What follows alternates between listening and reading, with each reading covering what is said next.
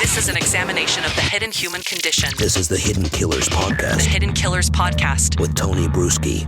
Always interesting to learn what people are doing to not make themselves look suspicious. It's always a little bit of a surprise when the authorities break down your door and they find you doing something that looks rather suspicious that you're like, I'm going to be exonerated. Fully waiting for that because what I'm doing here, completely normal behavior for, well, anyone, you know?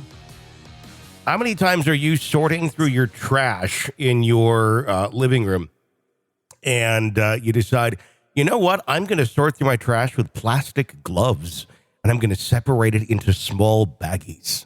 That seems like a normal type of behavior, right? We've all done that a time or two.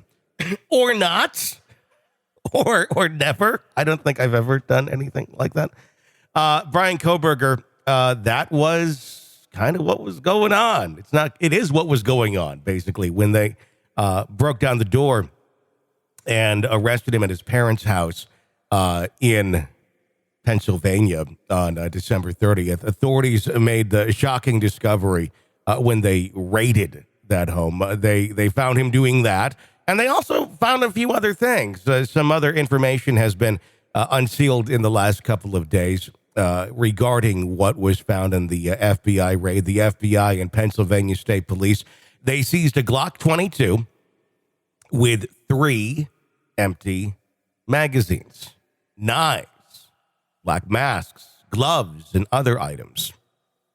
Now, the Glock this was his parents' house, so could it have been his parents' gun? Sure. I mean, the possibilities of this are certainly there. We got to take a moment to look at the perspective of what was going on here and take a moment to think, okay, yes, this evidence looks pretty damning immediately towards Kohberger, but this is someone's private residence. Chances are the parents had no idea that their strange son had just committed this crime. And you know what? People have guns and empty magazines around their home.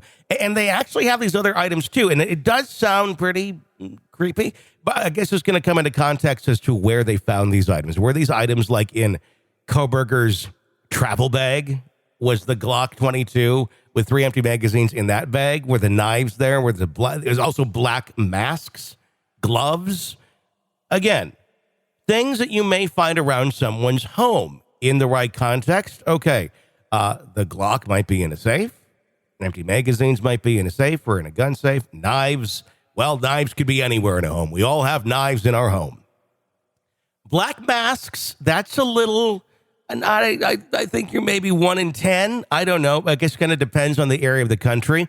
Something to think about is up north. I'm from Wisconsin. It gets very cold in winter. Pennsylvania, it gets very cold in winter. And the prospect of non-violent criminals having a black face mask that goes over actually fairly high. I want to say, like, growing up, almost every person on the school bus when we're waiting out to catch it, especially the boys, would have one of those full face masks on because it gets like negative 20, 30 degrees outside. So in that context, not all that completely crazy. If it's just in his to-go bag and he's a 20-some-year-old, that's a little different. When you're a kids, I don't know, as an adult, it's a little more different if you're wearing that, unless you're like in construction or working outside on a regular basis, both of which he was not.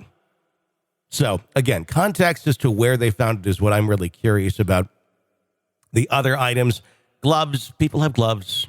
The rubber gloves that we're talking about where he was sorting through the trash, that's a little more interesting. In the kitchen area, they found Kohberger awake and dressed in shorts and a shirt wearing latex medical gloves, appearing to be sorting through his trash. That's weird.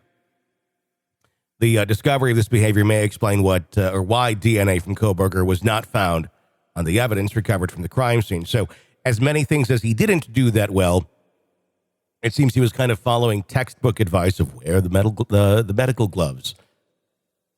At the time of his arrest, Kohberger was a 28-year-old PhD student in criminology at Washington State University, very close, about a 10-minute drive from where the murders took place in Moscow, Idaho.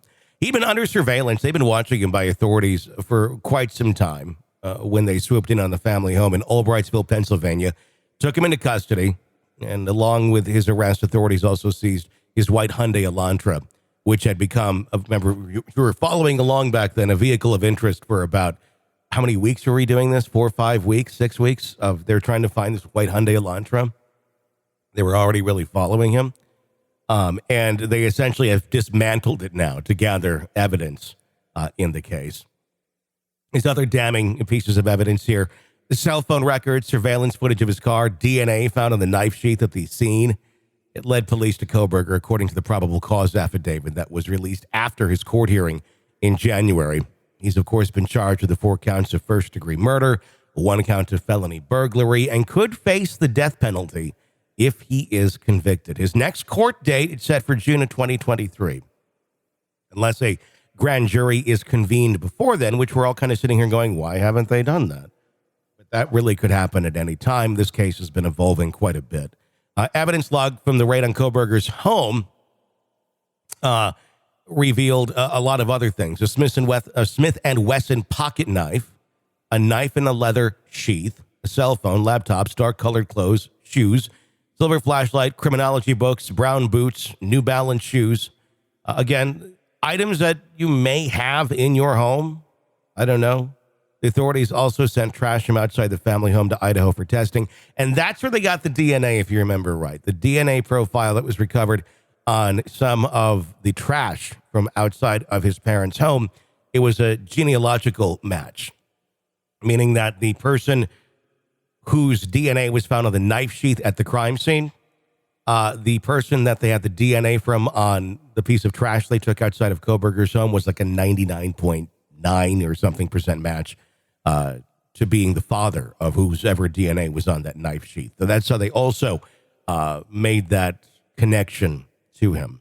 So there you go. A few more items taken from the Kohberger estate that none of which on the surface look particularly exonerating. This is an examination of the hidden human condition This is the Hidden Killers Podcast. with Tony Bruschi. Love to get your thoughts on the case. You can call us 24/7 and share them with us. The phone number to do so is 888-5KILLER. That's 888-554-5537.